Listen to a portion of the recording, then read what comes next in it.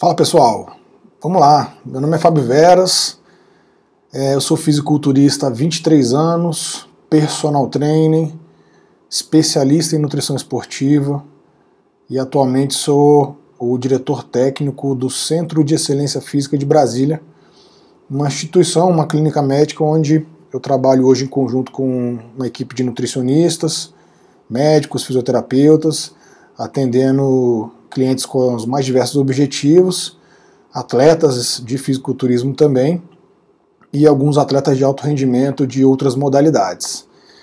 Esse curso ele foi preparado para uma apresentação onde eu dei uma palestra de nutrição e tinha essa clínica de bodybuilding, de fisiculturismo, que acabou não dando tempo de apresentar. Então é uma apresentação que eu tenho pronta e que ficou guardada durante um tempo, né? E eu vou aproveitar para passar aqui para vocês um pouco dessa minha bagagem, desses meus 23 anos de competição, iniciando na categoria júnior aos 18 anos de idade. Posteriormente eu competi na categoria sênior, né, que vai dos 21 até os 40. E esse ano eu tive a oportunidade de competir na categoria Master, né, que é acima de 40 anos pela primeira vez, o que me levou então a estar competindo nas 3 categorias de idade no fisiculturismo brasileiro. Já fui 4 vezes para campeonatos brasileiros, nacionais, sempre me classificando entre os 6. Esse ano eu fiquei em 5º no campeonato brasileiro de fisiculturismo.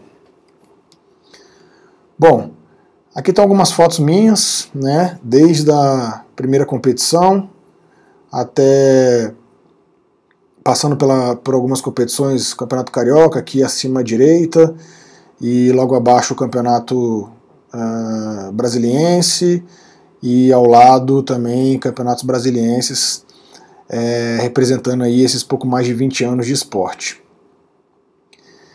Bom, o fisiculturismo é um esporte que está diretamente ligado à prática de musculação, por isso hoje eu vou aproveitar essa minha bagagem como profissional de musculação, de personal trainer, para passar para vocês algumas informações que eu acho que são interessantes. Antes de mais nada, fisiculturista é toda aquela pessoa que está buscando um desenvolvimento estético na academia, um emagrecimento, uma definição. Então, independente do critério competitivo, eu acredito que todos nós que estamos na academia buscando nos sentirmos melhores com o que a gente vê no espelho, a gente pode considerar que nós somos fisiculturistas, nós estamos esculpindo nossos corpos, né? Então, alguns benefícios que eu vejo do esporte, que trouxeram para mim e que eu vejo que traz para as pessoas que eu acompanho, estão exatamente ligados a essa sensação de tranquilidade e bem-estar, melhorias na autoimagem, na autoestima, o nível de sociabilização, relacionamentos interpessoais, melhoria na qualidade de sono, quadros de depressão, angústia, ansiedade, a gente encontra muito hoje, né, com essas demandas da sociedade moderna, muita pressão por resultado, muita rede social, muita conexão, né? Então eu sempre coloco que o treino, a atividade física, antes de mais nada, é uma forma de você ter uma terapia saudável, de você se conectar com você mesmo, né, e buscar realmente uma qualidade de vida melhor. A melhoria nos aspectos cognitivos hoje também já está amplamente comprovado, né? O aumento no gasto calórico diário, que é um problema também da sociedade moderna. Boa parte dos nossos problemas hoje de sobrepeso e obesidade está ligado ao sedentarismo, né? E é o que a tecnologia trouxe para a gente de facilidade, e ao mesmo tempo ela trouxe de acomodação, né? Então as pessoas estão se movimentando menos, estão ingerindo mais calorias e estão ganhando peso por conta disso. Melhoria na capacidade da resposta muscular, menor predisposição de desenvolver sintomas psicossomáticos, aumento da resistência do sistema imunológico, diminuição dos problemas cardíacos, hipertensão, colesterol e diabetes. Tá? Então esses são alguns benefícios que você tem com a prática de musculação e consequentemente do fisiculturismo.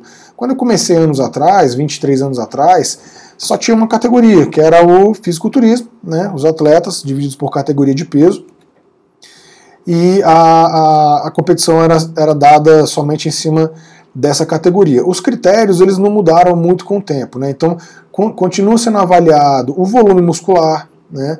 A definição desses músculos, a proporção muscular, ou seja, não adianta ter um super braço, um super peito e não ter os membros inferiores acompanhando, né? E a simetria, né, que são, você tem um lado do corpo exatamente igual ao outro, no mesmo nível de definição, trabalhado e esculpido da mesma forma. Com o passar dos anos, o fisiculturismo ele acabou perdendo popularidade, especialmente porque os caras estavam ficando cada vez maiores, mais musculosos, né, mais hipertrofiados. Isso se distanciava muito da realidade da maioria das pessoas, né? A categoria do fisiculturismo feminino, por exemplo, ela foi extinta. E criaram essas outras categorias que trouxeram uma maior popularidade para o esporte, né? Então você tem o Men's Physique, que está ali embaixo de bermuda, né, que é um corpo definido, mas não com volume muito grande, né, de massa muscular. Você tem a categoria do fisiculturismo clássico, né, esse rapaz à direita ali em cima, que se assemelha muito ao corpo do que era dos fisiculturistas nos anos 70. Né, então criou-se também essa categoria onde você tem um limite de peso por altura. Por exemplo, se você tem 1,70 m, você pode pesar até 74 quilos, né? Acima disso você já não consegue entrar nessa categoria. E as categorias femininas também, que ficaram mais interessantes para o público feminino. Você tem a categoria biquíni, aquela do canto inferior direito, onde as meninas elas são mais magrinhas, elas não têm um nível nem de volume muscular e nem de definição muito alto. Se tiver, acaba até perdendo ponto para essa categoria. A Women's Physique, que é essa menina do meio, ela já é a categoria hoje que seria considerada a categoria com mais elevado nível de definição e de volume muscular. Ainda não é aquele fisiculturismo feminino, né, com grandes volumes de massa muscular, ainda se prioriza então a estética, né, a feminilidade da mulher, e na minha opinião isso também ajudou bastante a popularizar o esporte nos últimos anos. E o fisiculturismo cadeirante também, que é bem interessante, é bem legal de vocês acompanharem. Bom, eu vou estar alternando a apresentação com alguns vídeos, né? Então vocês podem estar acompanhando aí comigo, conforme eles se iniciam aqui. Vamos ver se vai. Eu acho que eu perdi alguma coisa aqui. Vamos ver se eu consigo achar aqui para vocês. Seria esse daqui.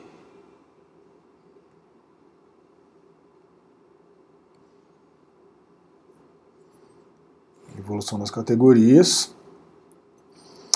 A gente teve então a entrada da categoria Mr. Olympia até 212 libras, né, que seria algo em torno de 94 quilos, onde a gente tem aí o terceiro da esquerda para a direita, o Eduardo Correia, um dos maiores fisiculturistas que o Brasil já teve, né?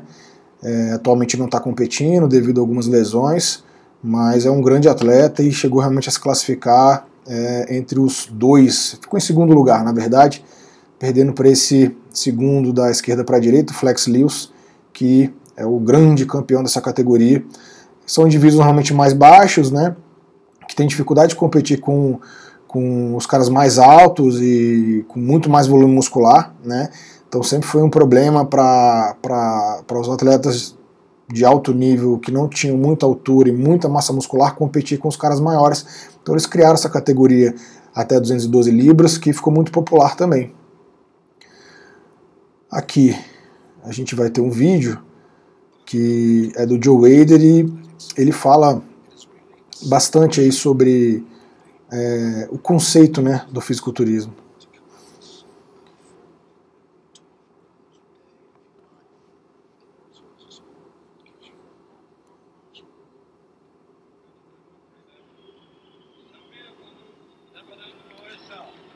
O Joe Wader, quando fundou a Federação de Fisiculturismo, lá nos anos 50, o objetivo dele é que as pessoas admirassem, né, o esporte, que elas quisessem se tornar um daqueles atletas, né? Então, ele sempre valorizou muito a estética do esporte. E com a chegada dos anos 90, o uso, né, de fármacos, né, de esteroides, passou a ser tão popular, né, tão abusivo, que chegou-se a níveis de massa muscular nunca antes imaginados, né? E que, na verdade, fez com que o esporte perdesse um pouco a estética, né? Então, esse aí é o Joe Weider, ó, já está falecido. Então ele começa dizendo que ele começou no esporte exatamente porque ele se sentia fraco, pequeno, né? E através da musculação ele adquiriu autoestima e ele quis levar isso para todo mundo de uma forma mais ampla, né? Alguns atletas aí dos anos 80, 90, esse chamado Mike Christian, um grande atleta, um monstro também na época, um nível de desenvolvimento altíssimo. Bom, vamos seguir. Bom, esse é o que a gente chama de old school, né? Falam-se muito sobre old school, o fisiculturismo ali dos anos 50 até os anos 70, 80, onde você tinha um shape, né? Uma forma física mais natural, né? Muita gente gosta ainda desse tipo de corpo, né? Você tem alguns fisiculturistas clássicos aí, e no canto inferior direito, quem aparece é o Eugene Sandel, que representa a própria estatueta do Mr. Olympia, né? Ela é feita em homenagem a ele, que é considerado o pai do fisiculturismo.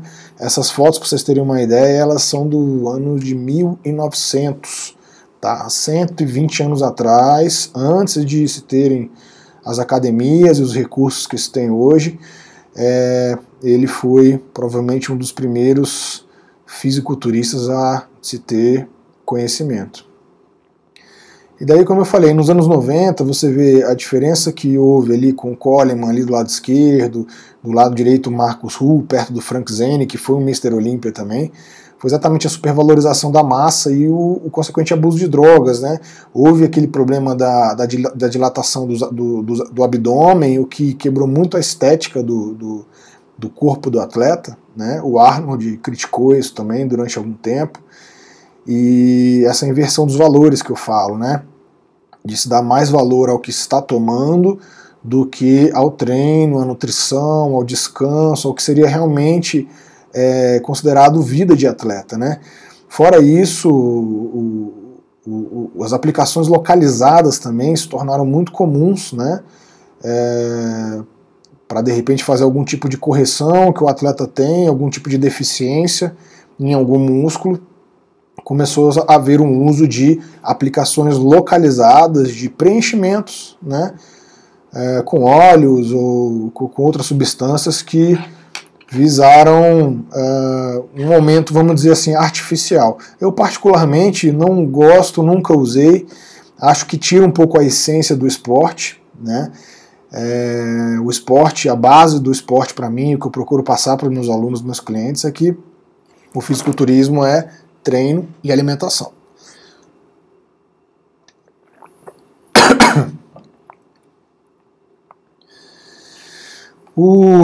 A questão da alta performance para a longevidade, ela é muito interessante. O dilema de Goldman, para quem não sabe, foi a pesquisa que foi feita mostrando que muitos atletas de nível olímpico, se fossem oferecidos uma substância na qual eles se tornassem campeões, mas morressem em 5 anos, mais de 50% desses atletas tomaria. Né? Tamanha é a vontade do atleta de adquirir o sucesso que ele tanto dedica, né? Ao longo da vida. Eu costumo dizer que o atleta, ele basicamente ele doa o esporte, o corpo para o esporte, né? Então vocês veem que os atletas, na maioria, não têm muita longevidade, exatamente porque os treinos consomem muito a saúde do atleta, a saúde física, das articulações, e as carreiras costumam se encerrar ali antes dos 40 anos, dependendo do esporte, né? Então, alguns dados aqui, 50 estudos diferentes avaliando o efeito dos esteroides na função cardiovascular chegaram à conclusão que o uso dos esteroides pode ser um fator válido e significativo na morte relacionada com o coração. Também um estudo aí na área de renal, né, de nefrologia, avaliando fisiculturistas que usaram esteroides durante 2 anos, pelo menos, encontraram sinais de doença na maioria dos levantadores, algumas delas irreversíveis e irreparáveis, né? O termo roid rage também é muito conhecido, é aquele termo dado para as pessoas que agem muito agressivamente com o uso dos hormônios, né, de uma maneira muito hostil. Muitos assassinatos e ataques brutais têm ligação com o roid rage. Um outro dado mostrou que a mortalidade entre lutadores profissionais ela era 3, 4 vezes maior do que a população em geral, entre 30 e 50 anos de idade. As doenças cardiovasculares e overdose de drogas foram responsáveis pela maioria das mortes com lutadores, sendo 15 vezes maior a probabilidade de sofrer de uma morte cardiovascular e 122 vezes maior a probabilidade de morrer de drogas em comparação aos não atletas. Nos últimos 15 anos, 1 em cada 5 mortes de lutadores de luta livre foram conectados a overdose de drogas recreativas. Com esteroides, há o uso, mau uso e abusos. E as coisas são muito diferentes. Então, quando eu comecei, o uso de esteroides ele era muito menos comum, né? Havia-se muito mais medo, né? Muito menos conhecimento do que seriam os efeitos negativos, né, do uso desses hormônios, e as dosagens usadas, consequentemente, elas eram muito menores do que a gente acaba vendo acontecer hoje em dia. É óbvio que os atletas perceberam que usar os esteroides não era algo que te mataria de imediato, mas efetivamente o uso indiscriminado, o uso sem o acompanhamento de um médico, sem exames de sangue, né, o uso associado a uma vida desregrada, a pessoas que fazem uso dos hormônios e de outros medicamentos com fins estéticos ou de performance, e são indivíduos que ingerem bebida alcoólica, que usam outros tipos de droga, né? Como a gente vê, está muito ligado também o uso de drogas recreativas aos usuários de anabolizante, uma vez que eles acabam perdendo um pouco, ou vamos dizer assim, aceitando de uma forma mais normal o uso de drogas no dia a dia.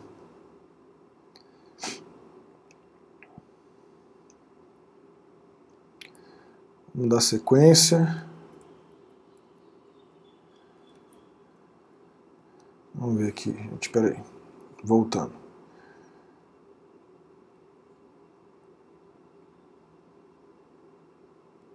Então a gente estava aqui.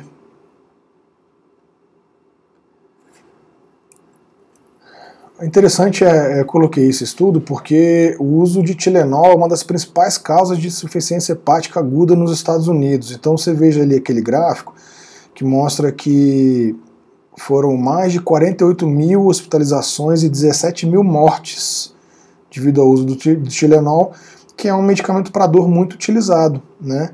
E obviamente você não tem nenhuma ínfima parcela dessa quantidade listada aqui de pessoas que realmente foram hospitalizadas devido ao uso excessivo de esteroides anabolizantes, né?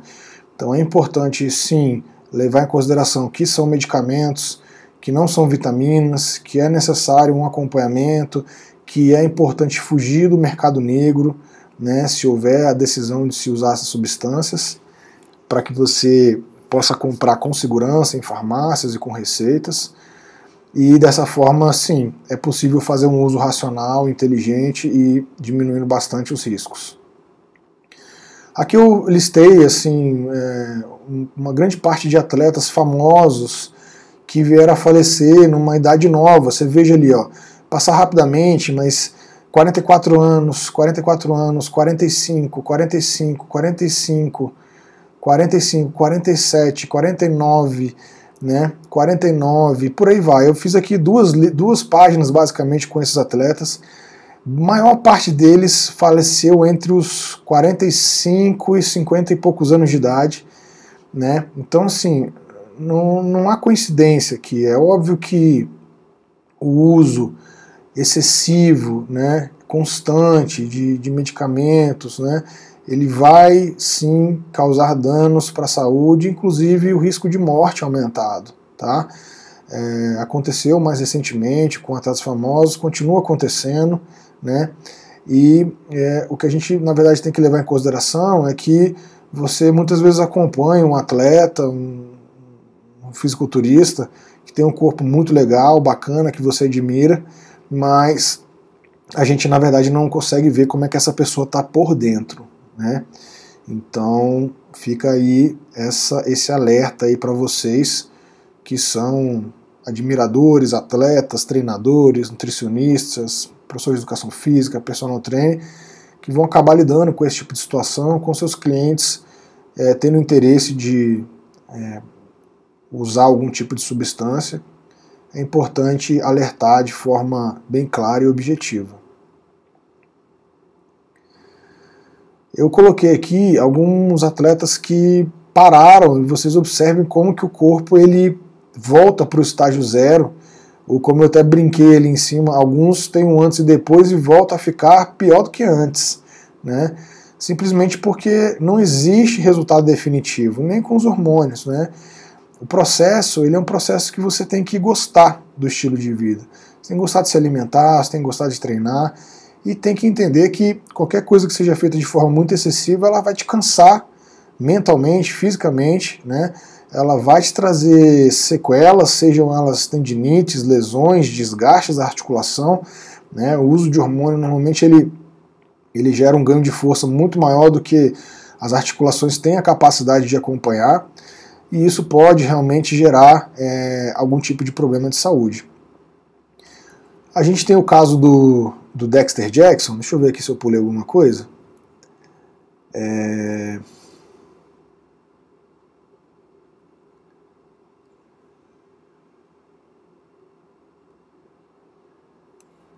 Eu estava aqui no fisiculturismo com e sem longevidade.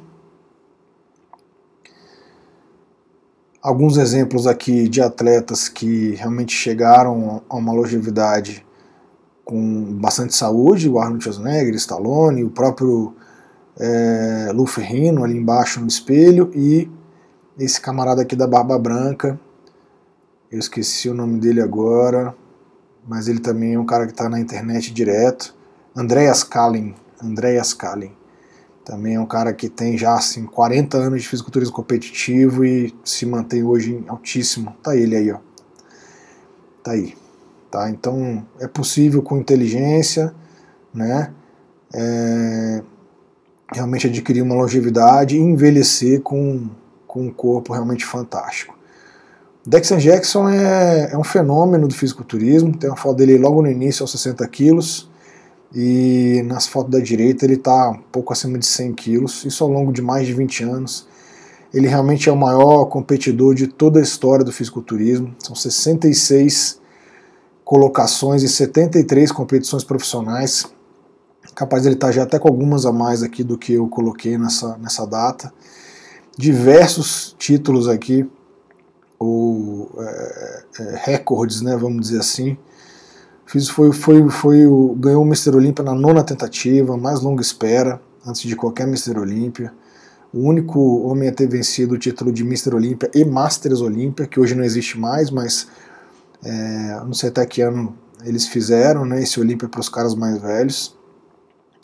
E ele é um cara que conseguiu realmente manter a qualidade muscular, mesmo beirando já os 50 anos de idade, ele compete ainda em altíssimo nível, se apresenta muito bem, né? E é um exemplo aí de que dá para se chegar longe com o fisiculturismo. Posso dizer que provavelmente mais longe do que a maioria dos outros esportes. Bom, aqui a gente vai ter a importância da avaliação, né? Então, assim, ao trabalhar com alunos em geral, e vai valer para atletas também, é importante sempre você ter uma avaliação física, né? Para saber a história pregressa, os hábitos de vida, como é que funciona o sistema digestivo, respiratório, doenças, medicações que essa pessoa toma, o nível de estresse que ela tem na vida, né? Uma avaliação postural, saber se essa pessoa tem algum tipo de lesão pré-existente, né? Porque, do contrário, você realmente corre o risco realmente de ter uma série de lesões. Esse vídeo é interessante porque é uma competição numa feira dessas, né, do Arnold, onde a gente vai ter aí um rapaz com cerca de 60 quilos, que ele vai vir subindo o peso e ele vai, aí no caso ele já está levantando 140, né? Então ele vai para 4 anilhas.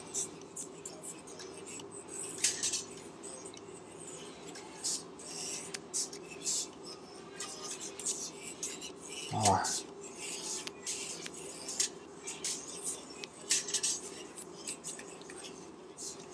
Ele vai aumentar essa carga. Então ele está levantando quase 5 vezes o peso do próprio corpo na última série. Eu vou deixar rolar para vocês acompanharem. É bastante impressionante, porque você vê um indivíduo relativamente magro, pequeno, né? Bem definidos assim, mas com volume muscular pequeno, mas uma força, olha só, 2, 4, 5 anilhas. Botou mais uma de cada lado ali. E você vê, ele não está usando nem o strap, né? Ele está com a mão livre, direto na barra. É realmente uma demonstração de força muito grande. E a prova de que a força ela só está ligada até o volume muscular até um certo ponto, né? Você vai ter indivíduos que realmente são muito fortes e que não têm um desenvolvimento muscular muito grande, né? Então a força, o trabalho do fisiculturista, ele diferencia do halterofilista exatamente por isso. A preocupação com o peso ela tem que ser menor. O objetivo é realmente fadigar a musculatura, fazer um trabalho localizado, né? E com isso você conseguir esculpir o corpo. Aí a gente está tendo o exemplo de que o cara ele tem um volume muscular muito pequeno, ele está levantando um peso absurdo, aí são 6 anilhas de 20 de cada lado, está se aproximando dos 300 quilos. É muito peso, é muita força. Realmente, esse vídeo eu separei porque ele demonstra realmente que um trabalho pode ser feito especificamente para se adquirir mais força e potência muscular. Olha lá.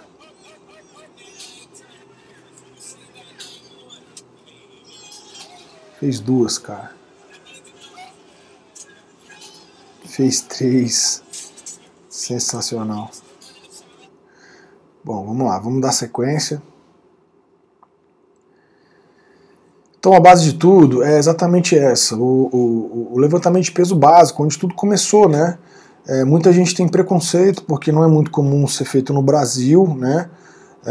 O levantamento de peso ele vai se dividir entre o halterofilismo, que é basicamente o supino, o agachamento e o levantamento terra, e o levantamento de peso olímpico, que são aqueles 2 movimentos, o arranque e o arremesso, tá?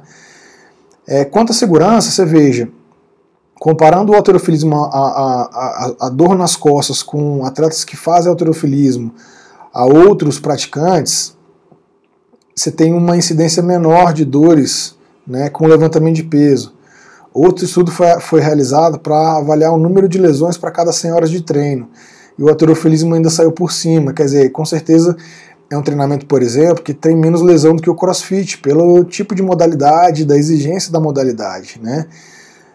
No estudo com 8 semanas, os atletas estavam sujeitos a um programa de halterofilismo, os participantes baixaram a sua frequência cardíaca de repouso em 8%, a massa corporal subiu em 4% e o decréscimo da gordura em 6% e também uma redução na pressão arterial, tá? Então o halterofilismo é seguro, como também é bom para o corpo, né?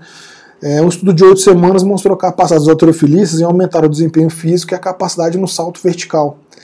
E um outro estudo, realizado com jogadores de futebol, que foram submetidos a um programa de treinamento de força, de halterofilismo, durante 15 semanas, ele foi o grupo que teve o melhor avanço no salto vertical e no sprint de 40 metros. Tá?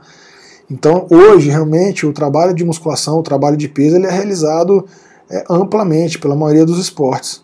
E aqui você vê bem essa questão cultural. Você vê, é uma garagem, é um quarto, né? Provavelmente na Europa, nos Estados Unidos, onde o pai está ensinando o filho a executar levantamento de peso com perfeição. Olha que beleza. Né?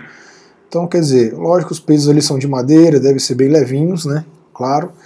Agora você vê que a técnica é aprimorada já. Por quê? Porque treino desde cedo, né? Não tem aquele medo, aquele mito que a gente ouvia falar quando eu comecei a fazer musculação. Se faz musculação você vai ficar pequeno, não pode fazer, é arriscado, é a coluna, né?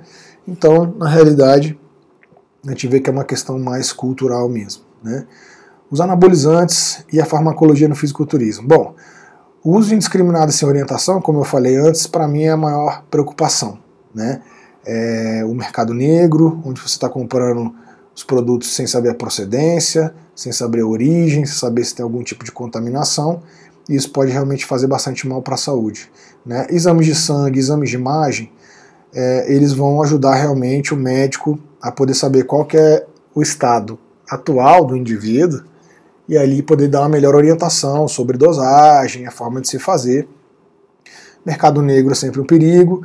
A inversão de valores que eu digo é exatamente essa questão de muita gente hoje está dando mais valor ao que vai tomar, seja suplemento ou seja algum tipo de medicamento, do que ao treino e alimentação, que é a base de tudo, é onde tudo começa, né? É onde você realmente cria os resultados, tá? O hormônio e as medicações, sem uma nutrição, sem uma dieta e uma atividade física, eles não dão resultado.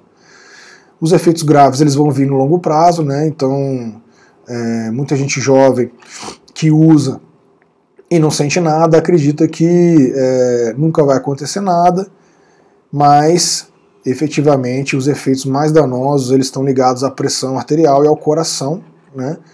E esses são maus silenciosos, né? Se você estudar um pouco sobre pressão arterial, você vai ver que é um mal que te mata lentamente, né? A pressão alterada ela vai estragando o seu sistema cardiovascular e aí depois de um tempo o efeito já é irreversível. O uso de medicações para combater efeitos colaterais também faz com que o organismo seja sobrecarregado, né? Então usa-se medicações para evitar a queda de cabelo, para evitar a aromatização dos esteroides, né? Para fazer com que a tireoide trabalhe mais rápido, e hormônio do crescimento, o uso de insulina e por aí vai, né? Então, eu também considero que é importante levar em consideração o vício e a dependência que são gerados pelo uso dos hormônios, tanto na questão estética, né, de quem acredita que depois de se adquirir um certo corpo à base de drogas, você só vai conseguir manter aquilo utilizando aquelas drogas. Então você gera realmente um vício que ele é psicológico, né? Mais do que a dependência química, né? Uma dependência realmente mais psicológica, né?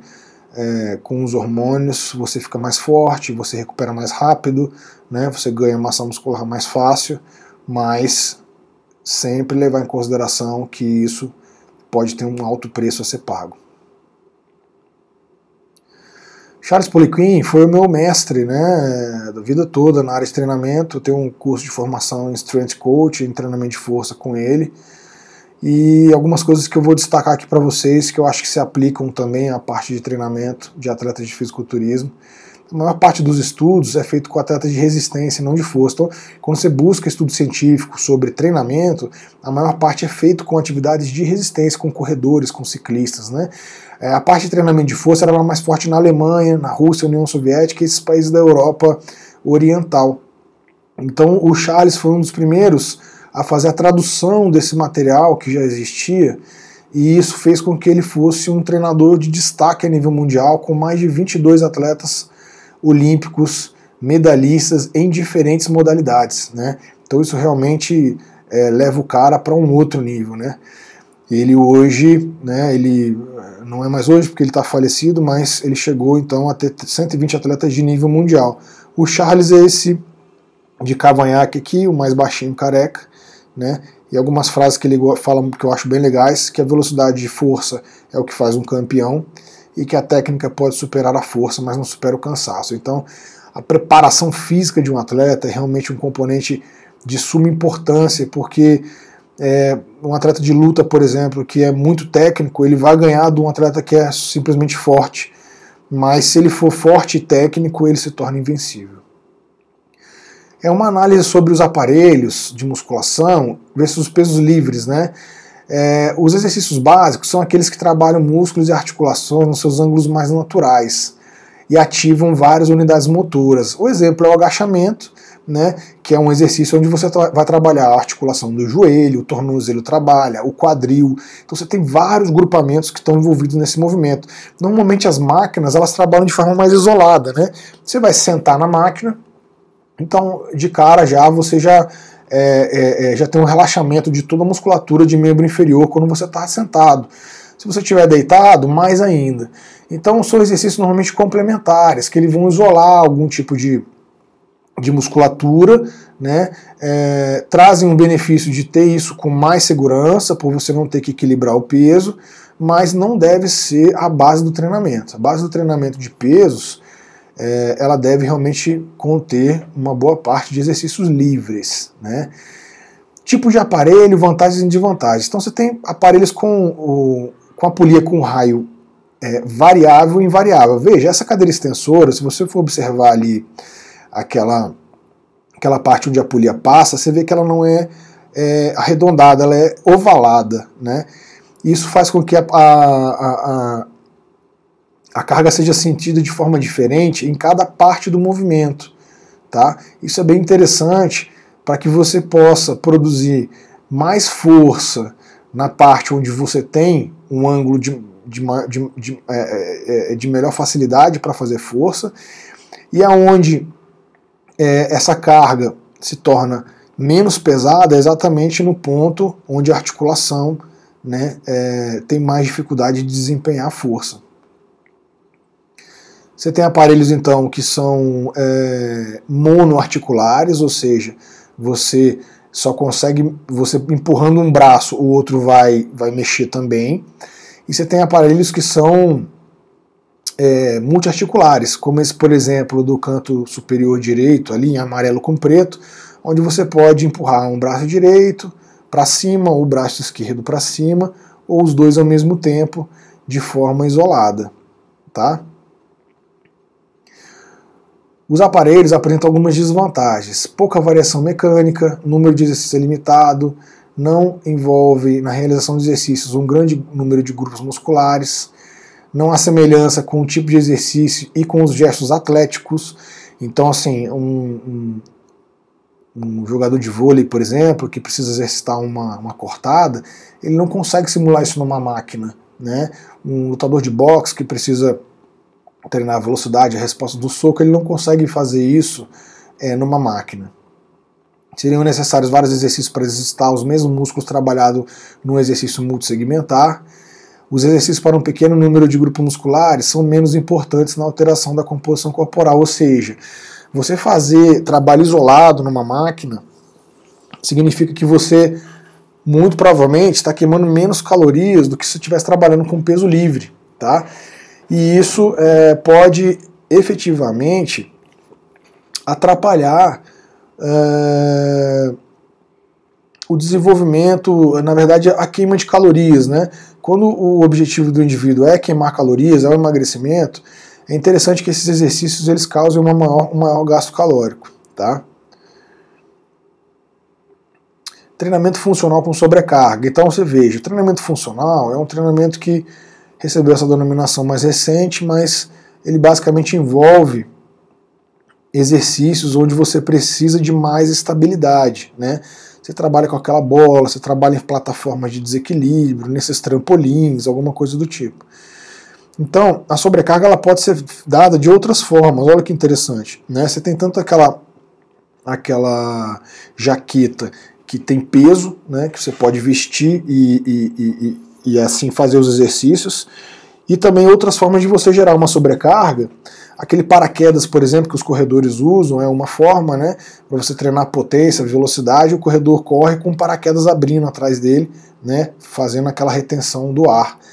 E esse peso também amarrado na cintura, essa espécie desse carrinho de mão também são formas de você trabalhar com sobrecarga sem ser uma musculação tradicional. Vamos ver aqui, o que parou.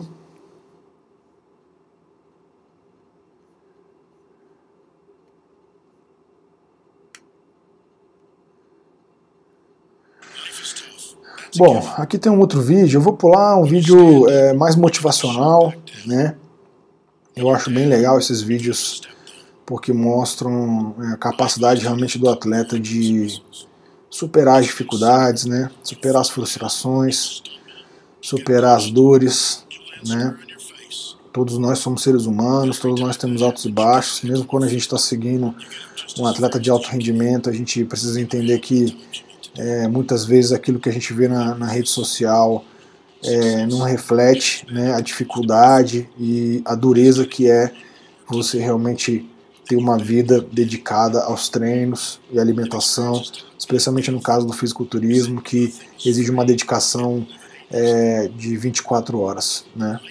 Então, acho que o vídeo demonstra bastante isso. Aqui eu vou falar um pouco então mais sobre os pesos livres, né? Então, os pesos livres para fisiculturistas realmente são extremamente importantes, muito eficientes, e eles são realmente a base do treino desses atletas, né? Deixa eu ver aqui, por que travou?